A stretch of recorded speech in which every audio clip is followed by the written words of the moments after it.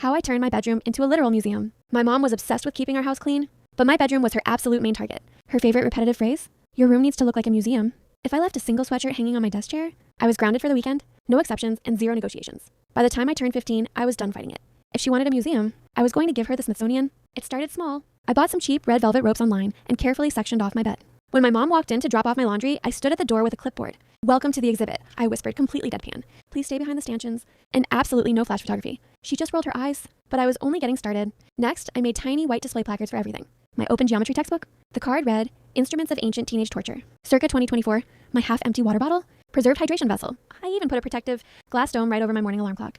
My parents thought I was just being a weird, angsty teenager. Until the audio tour. I recorded a 10-minute track on my phone, speaking in that soothing British documentary voice. I handed my dad a pair of headphones when he came upstairs to remind me about the trash. Track 4 explains the profound historical significance of the laundry hamper. I told him, perfectly serious. He just stared at me, completely speechless. The breaking point happened on a Saturday morning. When my mom tried to come in to vacuum, I blew a literal referee whistle. Ma'am, I shouted, pointing to a strict warning sign on my door. You cannot bring outside contaminants into the preservation zone. Please put on these protective shoe covers. I held out a pair of blue hospital booties. She looked at the booties, looked at my velvet ropes, and finally cracked. Okay, fine, she yelled. Just clean it normally. Stop being a freak. I smiled. I had won. Now, whenever she complains about a tiny mess, I just gently tap the sign on my door. Do not touch the exhibits.